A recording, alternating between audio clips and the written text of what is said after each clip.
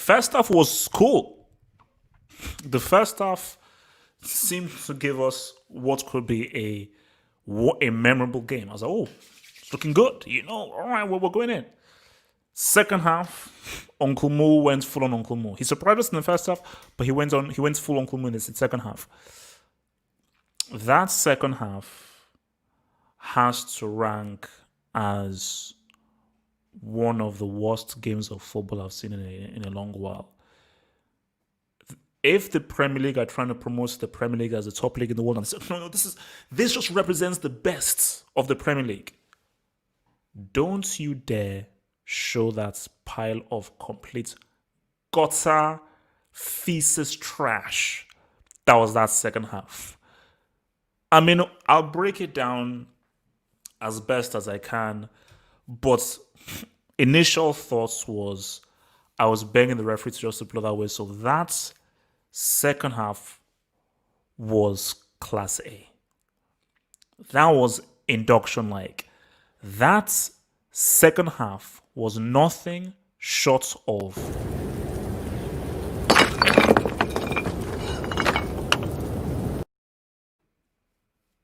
horrible. Horrible. Absolute horrible. Just absolute horrible. I mean, where do you begin? So, okay, look, let's just look at the trajectory of the game before we get to how we end up in the second half. First half, best player on the pitch was Ndombele. I think this guy has now established himself as a tier 2 player. And the way in which this guy got away from trouble, advanced with the ball, was to execute very difficult moves in the difficult areas of central midfield. For me, he just stood out amongst everyone. He was easily the best player on that pitch. And for a good section, Tottenham just they were the better team. For most of that first half, they were the better team. The way that they counter, the way that they moved the ball around, it looked as if, all right, Mourinho has tactically got in Lampard here. And Chelsea just don't really have any answers. And you see, here's my thing. I said start Giroud.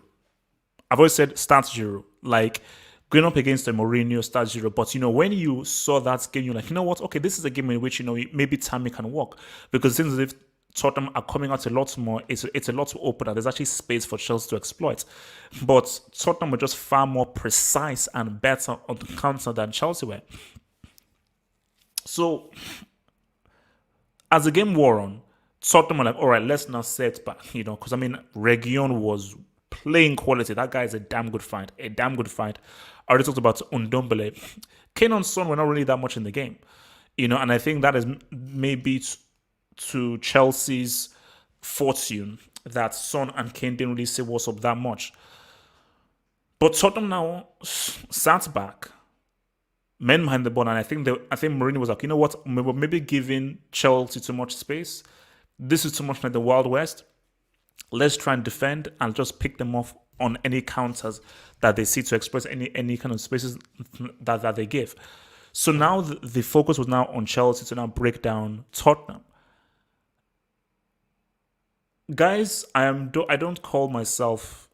I'm not a manager. I've never coached in my life. I'm not a football savant. I'm just a regular dude that thinks he knows a thing or two. Just a thing or two about football. But I don't see myself as a football savant. So Tottenham are sitting deep, which meant that Chelsea tried to go through the middle and they couldn't. Because Tottenham were bunching up and were making it difficult for Chelsea to go through the middle. So Tottenham said to Chelsea, you need to go wide. You need to go wide and you need to cross. So Chelsea were like, the only thing we need to do is to go wide. And you actually have some very good crosses from Reece James.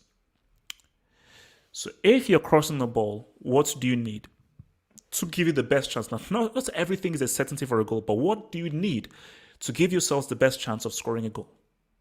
You need somebody who is good in the air with good aerial ability. It's not about having a tall person. Somebody who is tall. Because you can have somebody who is shorter than a tall person, but that short person has a great jump, a great leap, and is very good at heading and an accurate header of the ball. Height and being good at heading are mutually exclusive. Tammy, I believe, might be taller than Giroud, but Giroud is far better in the air than Tammy is. Why did Lampard wait until the 77, 78 minutes to bring on Giroud? Francis, I just need an answer. Tottenham were begging you. Mourinho said to you that you have to cross the ball to beat us. Through balls ain't happening. 1v1 ain't happening. That's something ain't happening because we are having every man, woman, child, fetus, and test tube baby is going to be defending. So what you're going to have to do is set the ball out wide and you're going to have to cross. That's what you're going to have to do. But to Lampard's wisdom, and this is what I just say for Francis, you just need to explain this. You saw it wasn't working. You saw Rhys James was putting in amazing crosses and Tammy was not really doing so much with the crosses. And you know, Giroud's strength is his quality in the air, his heading ability. He's a pretty damn good header of the ball. So if you're going up against them who are defending, and the only chance for you to get the ball into the box, into the danger areas, not through a through ball or through a 1-2, it's through crossing. Why wouldn't you bring on Giroud at halftime? That's what we discussed in the previous. I said, you know what? You see, I was also when we did the football dog, I was saying to Javenda, okay, if Tammy isn't walking, when do you bring on Giroud? Do you bring him on at halftime? Do you bring him on 55th, 65th, 75th? A brave manager who has balls, you bring him on at halftime and say, you know what? It's not working. Giroud, I'm going to give you 45. I'm going to give you 45. Giroud should demand to leave.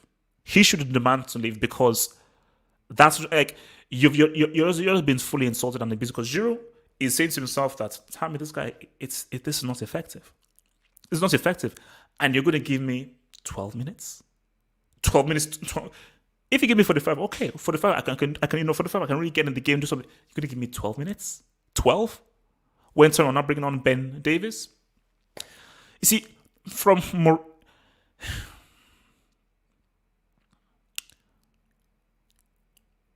I feel that Mourinho should have maintained the same pressure they had in that first half. We would have had a much better game for sure.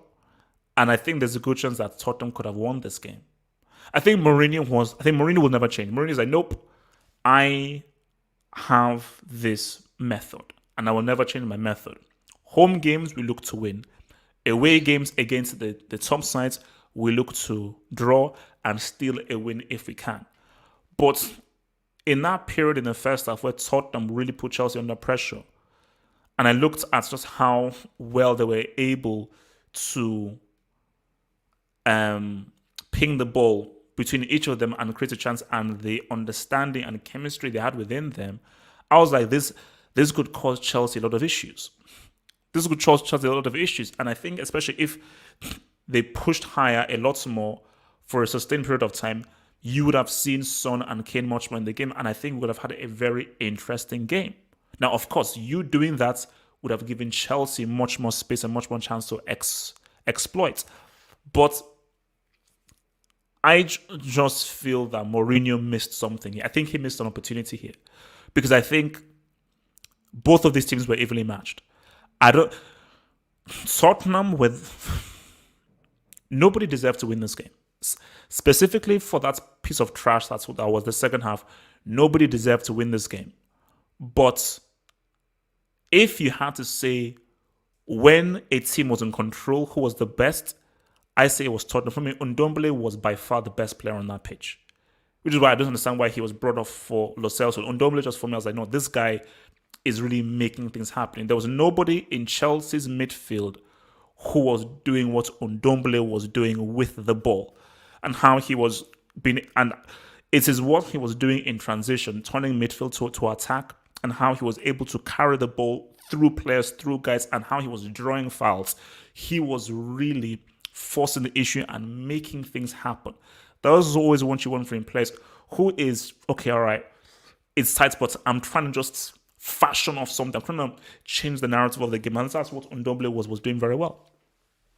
So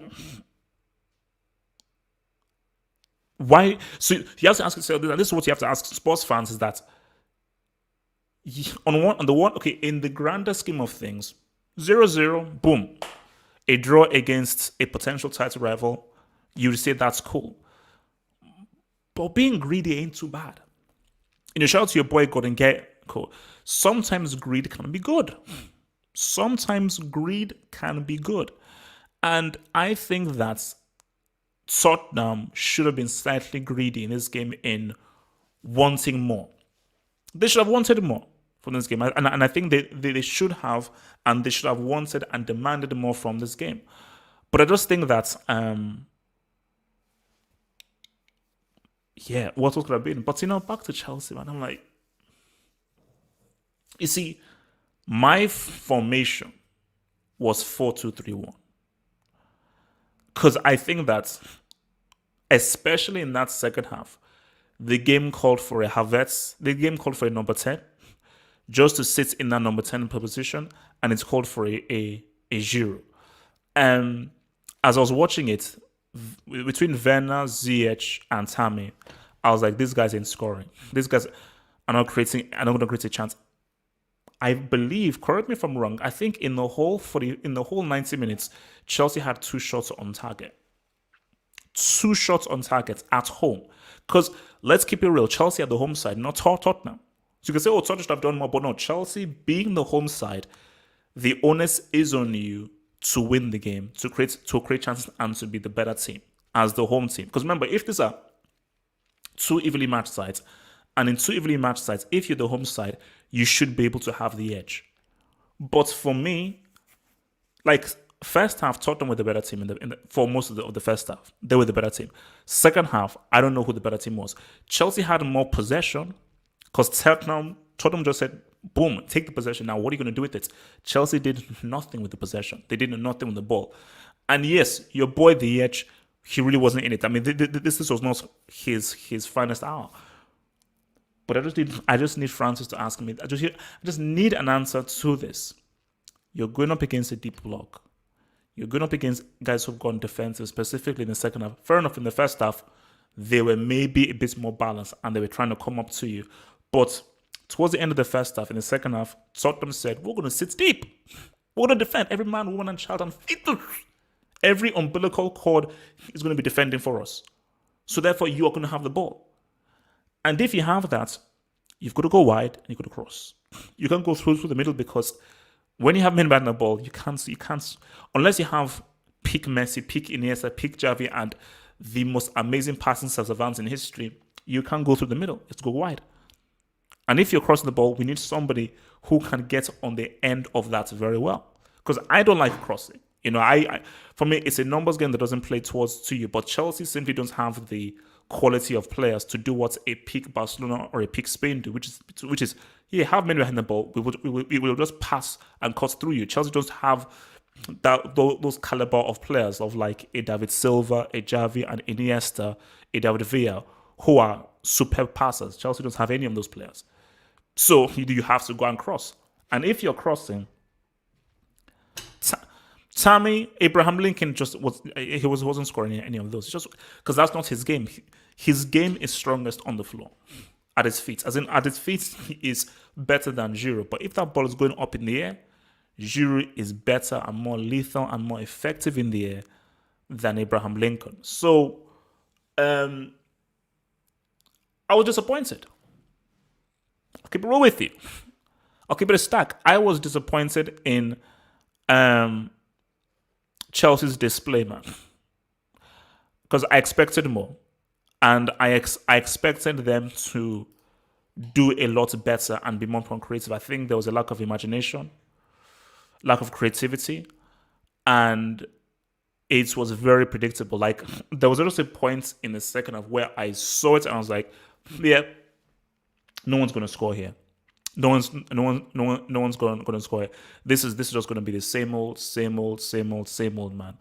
man. So guys, I'm going to send out the link, man. So if anybody wants to join, I'm going to send out the link right now. for people to join us. So if you head to Twitter, I'm going to send out that link for y'all, man. What's it called?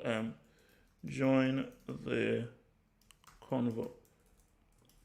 So I've sent the link on Twitter for us to talk about this. But yeah, I mean, just to round this off, man,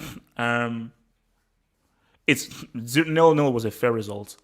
I really, based on how these teams were playing, the players that they had at their disposal, I didn't think 0-0. But one thing is real, and this is what someone said to me on Twitter. I think this shows that we don't know where this Chelsea team is at. We just don't. Because when they faced a really good quality team, they've come up short. So whether it was Liverpool, whether it was Sevilla, and whether now it was so basically whether it was Liverpool, whether it was Sevilla, and now Tottenham, in all these 3 games, ironically, in these 3 games, they've all finished 0-0. They've all finished 0-0. So the worrying thing now is that, are you saying that it's a case that Chelsea, when they go up against tough sides, big sides, they can't beat them? That's my thing. So that is my worry. That are we saying that Chelsea cannot beat or they can't even score against the top sides? If it's a medium side, boom. But I want trophies. I'm not here for a process. I'm not here for a building process. I want trophies. And I don't think that you not being able to score against Sevilla, Tottenham, or flipping Boychester is going to yield trophies. So that is a worry, man. But yeah, I think for Tottenham as well, Tottenham should have been braver. I think if Tottenham were braver, we would have had a much better game rather than that pile of piss trash that we got in the end, man.